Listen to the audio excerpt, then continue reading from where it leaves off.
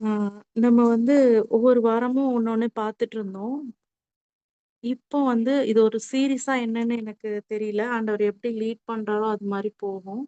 நான் இப்போ வந்து ஆவியின் வரங்கள குறித்து நம்ம பார்க்கலாம்.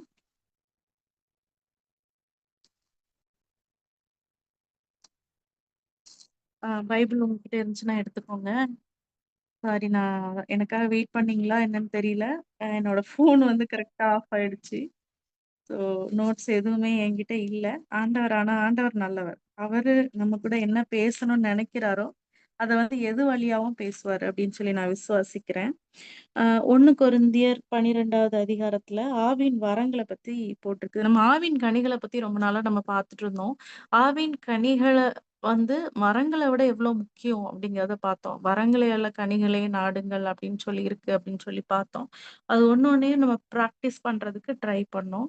ஆ இப்போ வந்து நம்ம வரங்கள பத்தி ஏன் அறிந்து கொள்ளணும்? "ஏசப்பா நான் இத பத்தி பேசவா வேணாமா? இத சொல்லணுமா?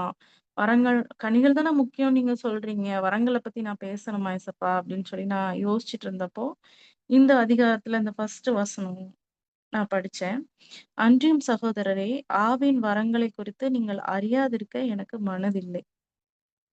நீங்க அதையும் தெரிஞ்சுக்கணும். அது வந்து அறியாம இருக்கிறதுக்கு எனக்கு மனசு இல்ல. நீங்க அத தெரிஞ்சுக்கோங்க அப்படின்னு சொல்லி ஆண்டவர் என்கூட பேசுற மாரி எனக்கு தோணுச்சு. அதனால நம்ம ஆவியின் வரங்கள குறித்து தியானிக்கலாம். எல்லாரும் ஹேப்பியாவே இருக்கலாம். நான் வந்து இப்போ ஹேப்பியா இல்ல மீன்ஸ் இப்பதான் வந்து ஓகே நம்ம Zoomல பேசிட்டு இருக்கோம் அப்படிங்கிற மைண்ட் செட்டுக்கு வரேன். ஏன்னா கரெக்ட்டா மீட்டிங் முடிச்சுட்டு பேசணும்னு உட்கார்ந்துட்டு 2 குழந்தைங்களையும் செட்டில் பண்ணிட்டு பேசணும்னு உட்கார்றேன். ஃபோன் ஆஃப் ஆயிடுச்சு. சார்ஜ் போட்டு எடுத்துட்டு வர்றதுக்குள்ள மறுபடியும் ஆஃப் ஆயிடுச்சு. ஸோ அந்த டென்ஷன் இருந்தாலும் இப்ப நான் வந்து ஆண்டவரோட வார்த்தைய குடுக்க போறேன். அதுவும் வந்து ஒரு ஒரு ஸ்பெஷலான வேர்ட குடுக்க போறேன். எல்லாருக்கும் கிஃப்ட்னாலே ரொம்ப ஹாப்பி ஆயிருவோம்ல. கிறிஸ்மஸ் டைம்ல கிஃப்ட் கிடைக்கும். பர்த்டேனா கிஃப்ட் கிடைக்கும்.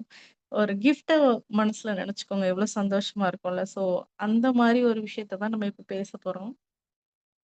ஆவியின் வரங்கள். Gift of spirit. ஸோ ஆவியின் வரங்கள்ன்றது ஆண்டவர் நமக்கு கொடுக்கிற ஒரு கிஃப்ட். கிஃப்ட்ன்றது எப்படி கிடைக்கும்? நம்ம இப்போ நான் வந்து என் குழந்தைக்கு நான் சொல்லுவேன், "நீ வந்து 5 நாள் நீ ஸ்கூலுக்கு அழாம போணும். காலையில எந்திரிச்சு கிளம்பி போணும்.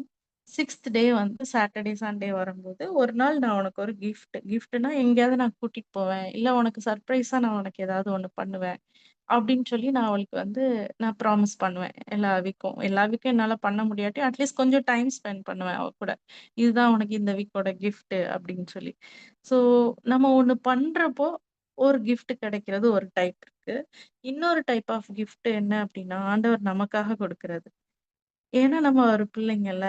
அது நமக்காக வச்சிருப்பாரு கண்டிப்பா. அப்படி ஒரு கிஃப்ட் இருக்கு. 3வது ஒரு டைப் ஆஃப் கிஃப்ட் இருக்கு. அது என்னன்னா, இப்போ அ என் பொண்ணே வந்து ஸ்கூலுக்கு வந்து நடந்து போறான்னு வைங்களேன். அவளுக்கு நான் வந்து என்ன யோசிப்பேன், ஒரு சைக்கிள் வாங்கி குடுத்தா நல்லாருக்கும். நம்ம பிள்ளை அதுல ஈஸியா ஸ்கூலுக்கு போயிருவாளே! அப்படின்னு சொல்லி நான் நெனச்சு வாங்கி குடுப்பேன்ல. ஸோ இது ஒரு டைப் ஆஃப் கிஃப்ட். இது மாதிரி ஒவ்வொரு சிச்சுவேஷனுக்கும் ஒவ்வொருத்தருக்கு தேவையான கிஃப்ட்ட ஆண்டவர் கொடுக்க வல்லவரா இருக்கிறாரு. நம்ம இந்த சீரிஸ் நான் சீரிஸ்ன்னு இப்ப சொல்றேன் மறுபடியும். ஸோ இந்த சீரிஸ் முடியறதுக்குள்ள நமக்கு ஆண்டவர் என்ன வச்சிருக்காரோ, அந்த கிஃப்ட்ட நம்ம வாங்குறதுல நம்ம ரொம்ப தெளிவா இருக்கணும். கண்டிப்பா நான் வாங்கிருவேன் ஏசப்பா. எனக்கு நீங்க என்ன குடுக்க போறீங்கன்னு எனக்கு தெரியல. பட் நான் வந்து ரெடியா இருக்கேன் அத ரிசீவ் பண்றதுக்கு அப்படின்னு சொல்லி நம்ம மனசுக்குள்ள நம்ம பிரேயர் பண்ணிட்டு ரெடியா இருக்கலாங்க. ஒரு நிமிஷம் நான் Zoom அக்கவுண்ட் மாத்திக்கிறேன். ஓகே. கேக்குதா? கேக்குதுக்கா. சரி. சரி. ஆ இப்போ வந்து அந்த 1 கொரிந்தியர் 12வது அதிகாரம் எடுத்துக்கலாம். ஒரு எக்ஸைட்மென்ட்டோட நான் இருக்கிறேன். யாரெல்லாம் இருக்கீங்கன்னு எனக்கு தெரியல. ம். சரி. ஆ ஊழியங்கள்ல வித்தியாசம் உண்டு. கர்த்தர் ஒருவரே அப்படி நெறைய ஆவின் வரங்கள பத்தி ஆண்டவர் சொல்லியிருக்காரு. ஆ இப்போ வந்து வரங்கள் ஒண்ணொண்ணையா நம்ம பார்க்கலாம். 8வது வசனத்துல இருந்து இருக்கு. 1 கொரிந்தியர் 12:8 பைபிள் இருக்கிறவங்க எடுத்துக்கோங்க. எப்படியெனில் ஒருவனுக்கு ஆவியினாலே ஞானத்தை போதிக்கும் வசனம், வேறொருவனுக்கு அந்த ஆவியினாலே அறிவை உணர்த்தும் வசனம். கொஞ்சம் கன்ஃப்யூஸ் ஆகுற மாரி இருக்குல்ல? சரி நம்ம இந்த கன்ஃப்யூஸ் ஆகுற பார்ட்டெல்லாம் லாஸ்ட்டா பார்த்துக்கலாம். வேறொருவனுக்கு அந்த ஆவியினாலே விசுவாசம், வேறொருவனுக்கு அந்த ஆவியினாலே குணமாக்கும் வரம், வேறொருவனுக்கு அற்புதங்களை செய்யும் சக்தி, வேறொருவனுக்கு தீர்க்கதரிசனம் உரைத்தல், வேறொருவனுக்கு ஆவிகளை பகுத்தறிதல், வேறொருவனுக்கு பற்பல பாஷைகளை பேசுதல், வேறொருவனுக்கு பாஷைகளை வியாக்கியானம் பண்ணுதலும் அளிக்கப்பட்டிருக்கிறது. படிக்கிறப்பவே பயங்கரமா இருக்குது. இதுல நமக்கு ஆண்டவர் குடுத்தா எவ்ளோ சூப்பரா இருக்கும்ல. கண்டிப்பா குடுப்பாரு. அவர் நமக்கு குடுக்காம வேற யாருக்குங்க குடுப்பாரு? நம்ம பிள்ளைங்களுக்கு நல்லது குடுக்கணும்னு நெனைக்கிறப்ப, அவர் கண்டிப்பா அதெல்லாம் நமக்கு குடுப்பாரு. நம்ம வந்து பின்னாடி இருந்து பார்க்கலாம். அதாவது கடைசில இருந்து நம்ம தியானிக்கலாம். லாஸ்ட் வந்து என்ன அப்டின்னா, லாஸ்ட் 1 மட்டும் நம்ம எடுக்க முடியாது. ஏன்னா 2 வந்து எப்டி இருக்குன்னா, வேறொருவனுக்கு பற்பல பாஷைகளை பேசுதலும், வேறொருவனுக்கு பாஷைகளை வியாக்கியானம் பண்ணுதலும் அளிக்கப்பட்டிருக்கு. ஸோ இது 2யும் நம்ம சேர்த்து தான் பார்க்க முடியும். பற்பல பாஷைகள் பேசினா தான் அத வியாக்கியானம் பண்ண முடியும். ஸோ இது 2யும் நம்ம இன்னைக்கு தியானிக்கலாம். பற்பல பாஷைகள் பேசுதல், ஸ்பீக்கிங் இன் டங்ஸ் அப்படின்றது ஒரு ஆவியின் வரமா ஆண்டவர் குடுத்திருக்காரு. இன்னுமே நெறைய இடத்துல டிஸ்கஷன் போயிட்டு இருக்கு. இது தேவைதானா இந்த ஆவியின் வரம்? இது வேணுமா? வேண்டாமா? சில டினாமினேஷன்ல வந்து இதுக்கு வந்து முக்கியத்துவம் குடுக்க மாட்டாங்க. சில பேர் வந்து கண்டிப்பா இது வேணும். குறிப்பா அந்த பெந்தேகோஸ்தே சபைகள்ல வந்து கண்டிப்பா ஆவியின் வரங்கள் வேணும். அதாவது பற்பல பாஷைகளை பேசுதல், அந்நிய பாஷை பேசுற வரம் வேணும் அப்படின்னு சொல்லி நெறைய டிஸ்கஷன் போயிட்டு இருக்கு. நம்ம பைபிள்ல என்ன சொல்லியிருக்கு அப்படின்னு சொல்லி நம்ம தியானிக்க போறோம். இந்த ஆவியின் வரங்கள் முதல்ல எந்த இடத்துல வந்து வருது அப்படின்னு நம்ம பார்த்தோம் அப்படின்னா, அப்போஸ்தலர் 2வது அதிகாரத்துல ஆண்டவர் வந்து சொல்றாரு. அப்போஸ்தலர் வந்து எப்போ எழுதப்பட்டிருக்கு அப்படின்னா, ஆண்டவர் வந்து சிலுவையில மரித்துட்டாரு. உயிர்த்தெழுந்து ஆண்டவர் காணப்பட்டார். திருஷ்டாங்கமாக காணப்பட்டார் அப்படின்னு சொல்லி அதாவது உயிர்த்தெழுந்து அவங்க கூட இருக்கிறாரு. ஒரு 40 நாள் அளவும் அவர் காணப்பட்டார். அப்போ வந்து நெறைய விஷயங்கள அவங்களுக்கு பேசுறாரு. ஸோ அதிலிருந்து அப்போஸ்தலர்கள் நடபடிகள் ஸ்டார்ட் ஆகுது. அதுக்கப்புறம் அத வந்து அப்போஸ்தலர் 1:3ல போட்டிருக்கு. 40 நாள் அவர் கூட பேசுறாரு. பேசிட்டு ஆண்டவர் என்ன சொல்றாரு அப்படின்னா, எடுத்துக் கொள்ளப்படுறார்ல. சோ அப்ப வந்து ஆண்டவர் சொல்றாரு, நான் நான் சொல்ற வரைக்கும் எருசலேமை விட்டு போகாம நீங்க இருங்க. நீங்க சில நாளுக்குள்ள பரிசுத்த ஆவியினால ஞானஸ்தானம் பெறுவீங்க. அதாவது இந்த அந்நிய பாஷை குறித்து ஆண்டவர் சொல்றாரு 4வது வசனத்துல. நீங்க எருசலேம் விட்டு போகாதீங்க. அங்க இருங்க. பிதாவின் வாக்குத்தத்தம் நிறைவேற காத்திருங்கள் அப்படின்னு சொல்லி ஆண்டவர் சொல்றாரு. இதுல பிதாவின் வாக்குத்தத்தம் அப்படிங்கிறதுல ஆண்டவர் என்ன மென்ஷன் பண்றாரு அப்படின்னா, நீங்க அபிஷேகம் உங்களுக்கு வரும். இந்த நீங்க வெயிட் பண்றக்க டைம்ல. சோ அதுக்கப்புறம் உங்க லைஃப் மாறும் அப்படிங்கிறத ஆண்டவர் வந்து சொல்றாரு. பிதாவின் வாக்குத்தத்தம் நிறைவேறும். அதுவரைக்கும் நீங்க வெயிட் பண்ணுங்க அப்படின்னு சொல்லிட்டு. ஆனா கூடியிருந்த ஜனங்களுக்குலாம் அது புரியல. அவங்க நினைச்சுக்கிட்டாங்க பிதாவின் வாக்குத்தத்தம்னா என்ன அப்படின்னா, என்ன கேட்குறாங்க? அவங்க கொஸ்டின் என்ன கேட்குறாங்கன்னு பாருங்க. பைபிள் இருந்தா கூடுமானவரை எடுத்து வச்சுக்கோங்க. 6வது வசனத்துல. ஆண்டவரே இக்காலத்திலா ராஜ்யத்தை இஸ்ரவேலுக்கு திருப்ப கொடுப்பீர் அப்படின்னு சொல்லி கேட்குறாங்க. அவரு என்ன சொல்றாரு? அவங்க என்ன புரிஞ்சுக்கிறாங்க? அதாவது ராஜ்யத்த திருப்பி கொடுக்கிறது தான் வாக்குத்தத்தம் அப்படின்னு நினைச்சுட்டாங்க. ராஜ்யத்த திருப்பி கொடுக்கிறதுனா, இப்போ வந்து இஸ்ரவேல் அந்த அந்த காலத்துல நான் சொல்றேன். அந்த அந்த காலகட்டத்துல என்ன இருந்துச்சு? இஸ்ரவேல் வந்து ரோமர்கள் ஆட்சி செஞ்சுட்டு இருந்தாங்க. ஸோ அவங்களுக்கு என்ன அப்படின்னா, இது திருப்பி குடுக்கணும். அது ஒண்ணுதான் அவங்களுக்கு எய்மா இருந்துச்சு. அவங்க மாம்ச பிரகாரமா யோசிக்கிறாங்க. பரிசுத்த ஆவியின் அபிஷேகம், வாக்குத்தத்தம் என்ன அப்படின்றது அவங்க மைண்ட்ல இல்ல. அது நார்மல் தான்ல. அவங்க ஒரு விஷயத்துல நம்ம மாட்டியிருக்கோம்னா, அதுலருந்து வெளிய வர்றது தான் நம்ம யோசிச்சுட்டு இருப்போம். ஸோ அப்படிதான் யோசிக்கிறாங்க. ஆ இப்படிப்பட்ட சூழ்நிலையில அவங்க எத்தன நாள் அவங்க இருந்தாங்க அப்படின்னு சொல்லி நம்ம பார்த்தோம் அப்படின்னா, ஆ 2வது அதிகாரத்துல பெந்தெகோஸ்தே என்னும் நாள் வந்தபோது அப்படின்னு இருக்கு. பெந்தெகோஸ்தே அப்படின்னா, அ 50வது நாள் அப்படின்னு சொல்லி அர்த்தம். சோ 50வது நாள் அப்டின்னா 40 நாள் ஆண்டவர் திருஷ்டாந்தமா காணப்பட்டாரு. 50வது நாள்ல அபிஷேகம் குடுக்குறாரு. அப்டின்னா 10 நாள் அவங்க வந்து வெயிட் பண்ணியிருக்காங்க அந்த எருசலேம்ல. வெயிட் பண்ணிட்டு, ஏதோ ஒண்ணு தரேன்னாரே ஆண்டவரு, சொன்னாரே நம்ம வெயிட் பண்ணலாம் அப்டின்னு சொல்லி 10 நாள் வெயிட் பண்ணி, அதுக்காக ஒரு ஆயத்தமா இருந்திருக்காங்க. என்ன கிடைக்க போதுன்னு அவங்களுக்கு தெரியல. ஆனா ஏதோ ஒரு பிரிப்பரேஷன் ஏதோ ஒண்ணுக்காக வெயிட் பண்ணிட்டு இருக்காங்க. இந்த 10 நாள் முடியிறப்ப பலத்த காற்று அடிக்கிற முழக்கம் போல வானத்திலிருந்து சடுதியாய் ஒரு முழக்கம் உண்டாயி, அவங்க வீட்ல இருந்த எல்லாரையும் நிரப்பிருச்சு அப்படின்னு சொல்லி வசனம் சொல்லியிருக்கு. ஏறக்குறைய 120 பேர் அங்க இருந்திருக்காங்க. அங்க இருக்க எல்லாருக்குமே அபிஷேகத்த ஆண்டவர் ஊற்றியிருக்காரு. அதுக்கப்புறம் அவங்க ஊழியம் ஸ்டார்ட் ஆகுது. இப்போ வந்து அவங்க வராங்க. அந்த ஊழியம் அந்த அபிஷேகம்லாம் கிடைச்சதுக்கு அப்புறமா, ஆவியானவர் 4வது வசனம் பார்த்தீங்கன்னா, தங்களுக்கு தந்தருளின வரத்தின்படியே வெவ்வேறு பாஷைகளில் பேசத் தொடங்கினார்கள். வானத்தின் கீழ் இருக்கிற சகல அ அந்த தேசத்துல இருந்து வந்த தேவ பக்தியுள்ள யூதர்கள் வந்து அங்க இருக்காங்க. அதாவது நெறைய தேசத்துல இருந்த யூதர்கள் வந்து அங்க இருந்து அத எப்படி சொல்றது? ஒரு இன்டர்நேஷனல் அ பிளேஸ் மாரி இருக்கு. எல்லா தேசத்துல இருந்து வந்து யூதர்கள் வந்திருக்காங்க. ஏன் அப்டின்னா, அவங்க வந்து இங்க பண்டிகைய ஆசரிக்கிறதுக்காக எல்லாரும் வந்திருக்காங்க. வந்த உடனே இந்த சத்தத்த கேட்ட உடனே அவங்கவங்க ஜென்ம பாஷையில பேசுறத கேட்டாங்களாம்.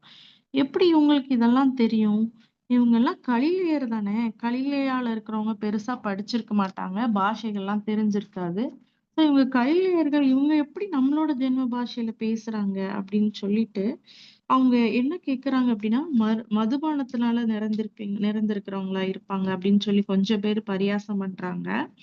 ஆனா சில பேர் இல்ல, நெறைய பேர் ஃபர்ஸ்ட் சர்ச்சே வந்து அங்க தான் உண்டாகுது. எப்படி ஒரு அருமையா இருக்கு பார்த்தீங்களா? இன்னும் வந்து அது அப்படியே கன்டினியூஸா நம்ம வாசிக்கும்போது 17வது வசனத்துல சொல்றாரு, "கடைசி நாட்களில் நான் மாம்சமான யாவர் மேலும் என் ஆவியை ஊற்றுவேன்." அப்படின்னு சொல்லி அந்த ஒரு யோவேல்ல சொன்னத கோட் பண்ணி சொல்றாரு. பேதுரு வந்து சொல்றாரு. ஆ இந்த ஜனங்கள் அதாவது ஆண்டவர் வெயிட் பண்ணுன்னு சொன்னப்போ, "எங்களுக்கு ராஜ்யத்த எப்ப குடுக்க போறீங்களா?" அப்படின்னு கேட்ட ஜனங்கள், ஒண்ணுமே தெரியாம இருந்த ஜனங்கள், அபிஷேகத்துக்கு முன்னாடி, அபிஷேகத்துக்கு பின்னாடி அப்படின்னு 2ஆ இவங்களோட லைஃப்ப பிரிக்கலாம். இப்ப அபிஷேகம் கிடைச்சதுக்கு அப்புறம் என்ன சொல்றாங்க? மத்தவங்களுக்கு கூட தைரியமா பேசுற அளவுக்கு ஆண்டவர் வந்து மாற்றிருக்காரு. புரிஞ்சுக்கிட்டாங்க.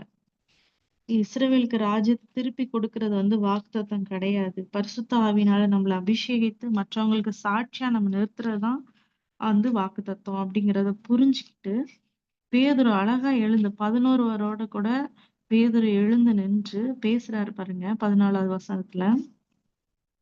அப்படியே அழகா ஒரு மெசேஜ். இவ்ளோ கோர்வையா பேதுரு இதுக்கு முன்னாடி பேசினாரான்னு தெரியல. சூப்பரா ஒரு மெசேஜ் குடுக்குறாரு. யோவேல ரெஃபரன்ஸ் எடுக்குறாரு. அவங்களுக்கு புரியிற மாரி பேசுறாரு. அவங்களோட ஜென்ம பாஷையில பேசுறதையும் அவங்க பாக்குறாங்க. இப்போ வந்து முதல் சபை உருவாக்கப்பட்டது. இதுதான் அபிஷேகத்தோட ஃபர்ஸ்ட் ஹிஸ்டரி. நான் ஃபாஸ்ட்டாவே கொஞ்சம் போறேன். அப்படி இல்லாட்டி நம்ம நெக்ஸ்ட் வீக்ல இத கன்டின்யூ பண்ணலாம். ஸோ எப்படி ஒரு உன்னத அனுபவம்ல. அங்க இருக்க எல்லாருமே நிரப்பப்பட்டாங்க. இது வந்து ஃபர்ஸ்ட் எக்ஸ்பீரியன்ஸ். அடுத்தது என்ன ஆகுது? அபிஷேகம் எங்க நடந்திருக்கு அப்படின்னு பார்த்தோம்னா, அப்போஸ்தலர் 10வது அதிகாரம் 44ல இருந்து 46 வரைக்கும். ஒருவேள நம்மள்ல யாராவது அபிஷேகம் இல்லாம இருந்தோம் அப்படின்னா, அது வாங்கிக்கிறது நல்லது. யாரையும் எதுக்குமே நம்ம கம்பல் பண்ண முடியாது. ஆனா வந்து நம்மளோட ஊழியத்த நமக்கு நெறைய கொஸ்டின் இருக்கலாம். நம்மளும் இந்த மக்கள் மாதிரி ஆ உலக பிரகாரமான விஷயங்கள, இக்காலத்துல ராஜ்யத்த திருப்பி குடுப்பீங்க. என் வாழ்க்கையில இருக்க போராட்டம் எப்போ மாறும்? அப்படின்னு நம்ம இருந்தோம் அப்படின்னா, அபிஷேகத்துக்கு அப்புறம் நம்ம லைஃப் வந்து மாறும். நம்ம யோசிக்கிறது மாறும். ஏன் ஆண்டவர் சொல்லியிருக்காரு, "சத்திய ஆவியானவர் உங்களிடத்தில் வரும்பொழுது, சகல சத்தியத்தினுள்ளும் உங்களை வழிநடத்துவார்" அப்படின்னு சொல்லி. ஸோ நம்மளோட வாழ்க்கை மாறுறதுக்கு அபிஷேகம் ஒரு பெரிய விஷயமா இருக்கும். சரி, இப்போ அப்போஸ்தலர் 10வது அதிகாரம் 44, 46 எடுத்து நம்ம படிக்கலாம். ஆ அதுக்கு அதுக்கு முன்னாடி வந்து இதுல வந்து என்ன சொல்றாரு? சாரி, இதுல ஒரு வசனத்த மட்டும் படிச்சுட்டு அங்க போலாம். அப்போஸ்தலர் 2வது அதிகாரத்துல 38வது வசனம். நீங்கள் மனம் திரும்பி ஒவ்வொருவரும் பாவ மன்னிப்புக்கென்று இயேசு கிறிஸ்துவின் நாமத்தினாலே ஞானஸ்தானம் பெற்றுக் கொள்ளுங்கள். அப்பொழுது பரிசுத்த வரத்தை பெறுவீர்கள் அப்படின்னு சொல்லி சொல்றாரு பேதுரு. இந்த இடத்துல வந்து மத்தவங்களுக்கு அவர் போதிக்கிறார். அதாவது இங்க 120 பேர் கூடியிருந்தவங்களுக்கு ஆண்டவர் அபிஷேகத்த குடுத்தாரு. அது இல்லாம மத்தவங்களுக்கு இப்போ பேதுரு வந்து போதிக்கும்போது என்ன சொல்றாரு அப்படின்னா, ஞானஸ்தானம் பெற்றுக்கொள்ளுங்கள். ஆண்டவர் உங்களுக்கு பரிசுத்த ஆவியின் வரத்த கொடுப்பாரு அப்படின்னு சொல்லி சொல்றாரு. ஓகே. இப்போ பாருங்க அடுத்தது. இத நோட் பண்ணிக்கோங்க. ஞானஸ்தானம் வாங்க, அபிஷேகத்த குடுப்பேன். குடுப்பாரு ஆண்டவர் அப்படின்னு சொல்லி பேதுரு சொல்றாரு. இப்போ அந்த கொர்நேலியு வீட்டுக்கு போறாரு. போறதுக்கு முன்னாடி பேதுருவுக்கு வந்து ஆண்டவர் வந்து ஒரு கனவு கொடுக்காரு. வானத்துல இருந்து ஒரு துப்பட்டி இறங்குது. அதுலருந்து தீட்டுள்ள அனிமல்ஸ் எல்லாம் இருக்குது. இத வந்து அடித்து புசி அப்படின்னு சொல்லி ஆண்டவர் சொல்றாரு. இந்த மாதிரி ஒரு திரும்ப திரும்ப ஒரு கனவு வருது. இவருக்கு ஒண்ணுமே புரியல. இது என்னது இது? அப்படின்னு சொல்லிட்டு அவர் யோசிச்சுட்டு இருக்காரு. இப்போ வந்து கொர்நேலியோட வீட்டுக்கு போறாரு. அதுக்கு முன்னாடி அந்த 10வது வசனத்துல நம்ம பார்த்தோம்னா 1, 2 கொர்நேலிய பத்தி 2வது வசனத்துல சொல்லியிருக்கு. அவன் தேவ பக்தி உள்ளவனும், தன் வீட்டார் அனைவரோடும் கர்த்தருக்கு பயந்தவனுமாய் இருந்து, ஜனங்களுக்கு மிகுந்த தர்மங்களை செய்து, எப்பொழுதும் தேவனை நோக்கி ஜெபம் பண்ணிக் கொண்டிருந்தான். எவ்ளோ ஒரு நல்ல கேரக்டர்ல. ரொம்ப பயபக்தியா இருக்கிறாரு. தான தர்மங்கள செய்றாரு. ஜெபம் பண்றாரு. ஒரு நல்ல ஒரு கேரக்டரா அவரு இருக்காரு. இப்போ வந்து அவங்க எல்லாரும் வெயிட் பண்ணிட்டு இருக்காங்க. ஆ அவரு வர்றதுக்காக. ஏன்னா ஆண்டவர் சொல்லியிருக்காரு, பேதுரு வருவாரு அப்படின்னு சொன்ன உடனே, கொர்நேலியு வந்து 24வது வசனம் பார்த்தீங்க அப்படின்னா, கொர்நேலியு தன் உறவின் முறையாவரையும், தன்னுடைய விசேஷித்த சிநேகிதரையும் கூட வரவழைத்து அவர்களுக்காக காத்திருந்தார் அப்படின்னு சொல்லி போட்டிருக்கு. அதுக்கப்புறம் என்ன ஆச்சு? இங்க காத்திருக்காங்க. பேதுரு வராரு. பேதுரு பேசிட்டு இருக்கிறம்போதே 44வது வசனம் பார்த்தோம் அப்படின்னா, வசனத்தை கேட்டவர் யாவர் மேலும் பரிசுத்த ஆவியானவர் இறங்குகிறார். அவர் பல பாஷைகளை பேசுகிறதையும், தேவனை புகழ்கிறதையும் பேதுருவோடே வந்திருந்த விருத்தசேதனமுள்ள விசுவாசிகள் கேட்டபோது, பஸ்தாவின் வரம் புறஜாதிகள் மேலும் பொழிந்தருளப்பட்டதைக் குறித்து பிரமித்தார்கள். ஸோ இங்க வந்து என்ன நடக்குது அப்படின்னு பார்த்தோம்னா, பரிசுத்தாவின் வரம் ஃபர்ஸ்ட் கிடைச்சிருது. அடுத்து 47ல என்ன நடக்குதுன்னா, இந்த பரிசுத்த ஆவியின் வரத்த பெற்ற இவங்க ஞானஸ்தானம் பெறாத மாரி நம்ம பிழைக்கலாமா? அப்படின்னு சொல்லி ஞானஸ்தானம் கொடுக்குறாங்க. இங்க வந்து அப்படியே ரிவர்ஸ். ஃபர்ஸ்ட் வந்து பேதுரு சொல்றாரு 2வது அதிகாரம் 38ல, நீங்க ஞானஸ்தானம் பெற்றீங்கன்னா பரிசுத்த ஆவியின் வரம் கிடைக்கும் அப்படின்னு சொல்லிட்டு. ஆனா இங்க பார்த்தீங்க அப்படின்னா, கொர்நேலியு வீட்ல பரிசுத்த ஆவியின் வரம் கிடைச்சதுக்கு அப்புறமா ஞானஸ்தானம் குடுக்குறாங்க. இது ஏன் இப்படி வித்தியாசமா இருக்கு அப்படின்னு நம்ம நினைச்சோம்னா, நமக்கு புரிய வேண்டியது ஒண்ணுதான். நம்ம வெயிட் பண்ணும்போது ஆண்டவர் அபிஷேகத்த கொடுக்க வல்லவரா இருக்கிறார். சில நேரம் இப்போ நான் ஒரு எக்ஸாம்பிள் சொல்றேன். இப்ப நான் வந்து ஒரு மீட்டிங் முடிச்சுட்டு அப்படியே வந்து இந்த Zoom மீட்டிங்ல உட்கார்றேன்னு வைங்களேன். ஆ நான் இந்த Zoomல பேசுறதுக்காக இந்த வாரம் ஃபுல்லா ஆண்டவர்கிட்ட பிரேயர் பண்ணிட்டு தான் இருந்திருப்பேன். வேர்ட் எல்லாம் வாங்கிட்டு தான் இருந்திருப்பேன். ஆனா டக்குன்னு நான் வந்து இந்த Zoom மீட்டிங்ல உட்காரும்போது, என்னால அந்த கரெக்ட்டா அந்த ஃப்ளோல நான் பேச முடியாது. அப்போ நான் வந்து என்ன பண்ணணும், ஒரு ஜெபம் பண்ணணும். "ஏசப்பா என் என் மூலமா பேசுங்க" அப்படின்னு சொல்லி ஒரு அர்ப்பணிப்பு எனக்கு தேவைப்படுது. இதே மாரி தான். நம்ம பரிசுத்தாவின் வரத்த பெறணும் அப்படின்னா, ஒரு வெயிட் பண்றதோ, ஏதோ ஒரு விஷயம் ஆண்டவருக்குள்ள நம்ம வந்து நம்மள சரிப்படுத்துறது, ஏதோ ஒண்ணு இருக்கணும். அது வந்து சிலருக்கு வந்து ஞானஸ்தானமா இருக்கும். சில பேருக்கு காத்திருக்கிறதா இருக்கும். சில பேருக்கு ஆண்டவர் கூட ஒப்புரவா இருக்கிறதா இருக்கும். இந்த மாதிரி நெறைய விஷயங்கள் இருக்கு. சில நேரம் நம்ம நெனைக்கிறோம், பெரிய பாஸ்டர் வந்தா அபிஷேகம் கிடைக்கும். நான் ஞானஸ்தானம் வாங்கல. எனக்கு எப்படி அபிஷேகம் கிடைக்கும்? நான் இவ்ளோ வருஷம் வெயிட் பண்ணிட்டேன். எனக்கு எப்படி அபிஷேகம் ஆண்டவர் குடுப்பாரு? இப்ப எப்படி குடுப்பாரு? நான் நெறைய பாவம் பண்ணியிருக்கேன்.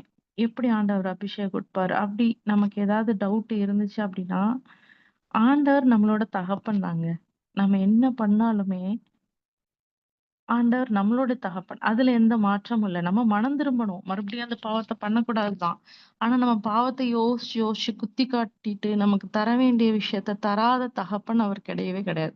ஸோ அபிஷேகத்த அவர் குடுக்குறது கரெக்ட்டா அவர் குடுத்துருவாரு. அதாவது நான் இப்ப என்ன சொல்றேன்னா, கைய நீட்டிட்டு கிஃப்ட்ட ஒருத்தர் வச்சுட்டு இருக்கிறப்போ, நம்மளோட வேலை என்ன? அத வாங்குறது தான் நம்மளோட வேலை.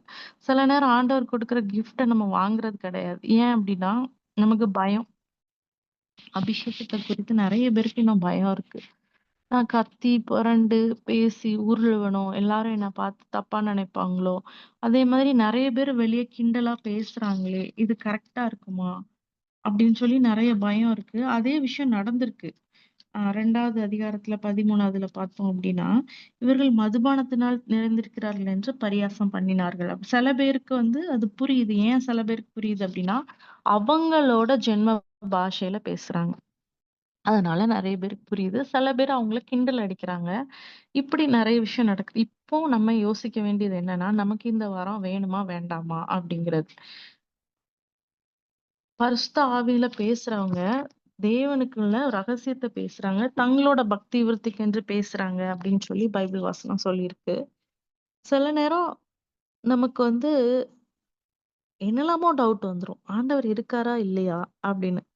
யாருக்கெல்லாம் வந்திருக்குன்னு எனக்கு தெரியல. எனக்கு நெறைய வாட்டி வந்திருக்கு. ஒருவேள நம்ம அவர் இருக்காருன்னு நம்ம நெனச்சுட்டு இருக்கோமோ! அப்படின்னு சொல்லிட்டு முன்னாடியெல்லாம் எனக்கு நெறைய டவுட் வரும். அந்த டைம்ல எனக்கு அபிஷேகம் வந்து ரொம்ப யூஸ் ஆயிருந்திருக்கு. நம்ம அதே மாரி ஒரு பயப்படுற சூழ்நிலையில, ஒரு விஷயத்த நம்ம கடந்து போறப்ப, இத நான் எப்படி ஹேண்டில் பண்றது? அப்படின்னு நம்ம நெனைக்கிறப்போ, அந்நிய பாஷையில பேசுறது நல்ல யூஸ் ஆயிருக்கு. அந்நிய பாஷையில பேசுறது பவுல் சொல்லியிருக்காரு. புதுசா ஒருத்தவங்க சபைக்கு வரப்ப, அவங்க கூட நீங்க அந்நிய பாஷையில பேசுனீங்கன்னா, அதுல பிரயோஜனம் இருக்காது. இதுலயே நம்ம பார்த்தீங்கன்னா நமக்கு தெரியும். பற்பல பாஷைகள பேசுறவங்க, ஜென்ம பாஷையில பேசுறாங்க. அப்டின்னா, அதுக்கு ஒரு பொருள் இருக்கு.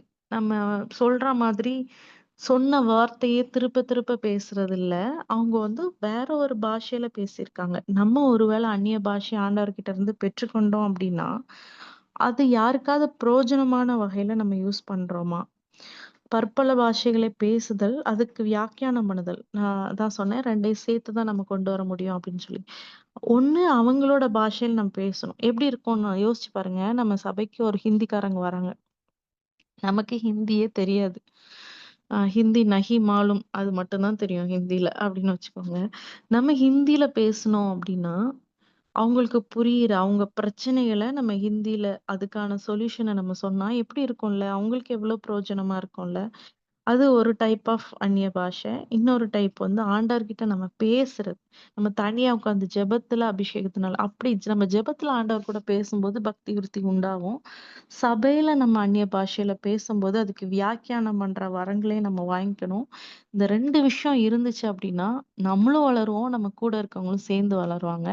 சரி, இப்போ நான் வந்து சொல்லப் போறது என்ன அப்படின்னா, ஒருவேளை நீங்க ரொம்ப நாளா அபிஷேகத்துக்காக ஜெபம் பண்ணிட்டு இருந்தீங்கன்னா, அது ரொம்ப நம்ம நெனைக்கிற அளவுக்கு ஆண்டவர் வந்து அத காம்ப்ளிகேட் பண்ணி வைக்கலங்க. நம்ம கொஞ்சம் ஆண்டவர் சமூகத்துல இருந்தோம் கேட்டோம்னாலே ஆண்டவர் குடுத்துருவாரு. நான் ஒரு சின்ன எக்ஸாம்பிள் சொல்லி ஒரு விஷயம் என் லைஃப்ல நடந்த ஒரு விஷயத்த நான் சொல்லி நான் முடிக்கிறேன்.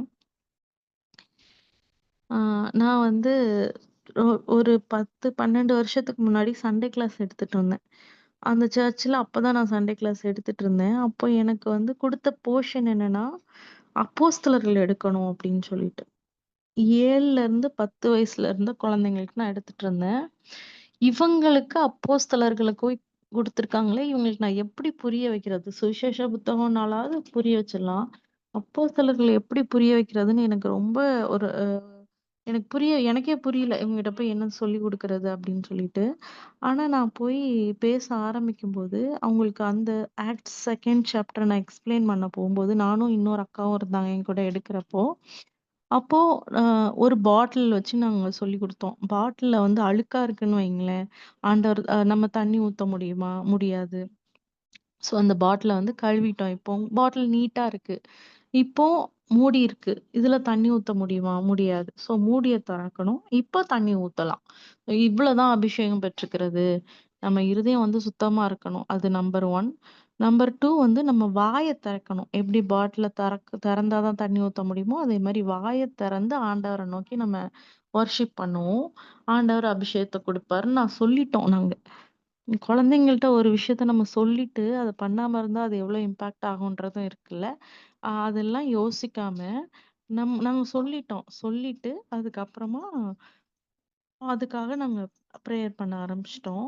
கொஞ்ச நேரம் ஆண்டவர வொர்ஷிப் பண்ண ஆரம்பிச்சுட்டோம். என்ன நடக்கும்னு எங்களுக்கு தெரியல அந்த டைம்ல. அதே மாதிரி மாடியில இருக்கோம் நாங்க மேல் வீட்டறையில இருந்த மாதிரி. பிள்ளைங்களுக்கு அபிஷேகம் கிடைச்சது. 7ல இருந்து 10 வயசு இருக்க பிள்ளைங்களுக்கு எனக்கு வந்து நம்பவே முடியல. அது ரொம்ப ஸ்டார்ட்டிங் ஸ்டேஜ். எனக்கு புரியவே இல்ல. எப்படி இப்படியெல்லாம் நடக்குமா? அப்படின்னு சொல்லிட்டு. அப்பதான் நான் புரிஞ்சுக்கிட்டேன். ஆண்டவர் சைடுல வந்து கிளியரா இருக்காரு அவரு. யார் கேட்டாலும் குடுக்குறதுக்கு ரெடியா இருக்காரு. நம்ம தான் வந்து பெரிய பாஸ்டர் வந்து கை வச்சு ப்ரேயர் பண்ணணும். இத்தன நாள் நான் ஃபாஸ்டிங் போடணும். இல்ல இல்ல நான் பாவி அதனால எனக்கு தரமாட்டாரு. அந்த மாரி நம்ம ஒரு வேள அப்படி தடையா இருந்தோம் அப்படின்னா, அத நம்ம இன்னைக்கு யோசிச்சு நம்ம அத புரிஞ்சுக்கலாம். ஆண்டவர் கண்டிப்பா குடுப்பாருங்க. அதே மாரி அந்நிய பாஷை பேச தெரிஞ்சவங்களுக்கு, அதுக்கு வியாக்கியானம் பண்ற வார்த்தையும் கண்டிப்பா குடுப்பாரு. ஏன்னா, ஒரு விஷயத்த ஆண்டவர் நமக்கு குடுத்தாருன்னா, அது நெறைய பேருக்கு பிரயோஜனமாகணும் அப்படின்னு நெனைப்பாரு. ஒரு விளக்க கொளுத்தி மரக்கால்ல வைக்க மாட்டாரு ஆண்டவர். ஒரு வரத்த குடுத்து, அது மத்தவங்களுக்கு பிரயோஜனம் இல்லாம மூடி வைக்க மாட்டாரு. ஸோ, பற்பல பாஷைகளை வியாக்கியானம் பண்ற வரத்தையும் ஆண்டவர் குடுப்பாரு. வெயிட் பண்ணி பிரேயர் பண்ணுவோம். ஆண்டவர் பெரிய காரியங்கள செய்வார். கர்த்தர் தாமே நம்ம ஒவ்வொருத்தரையும் ஆசீர்வதிப்பாராக.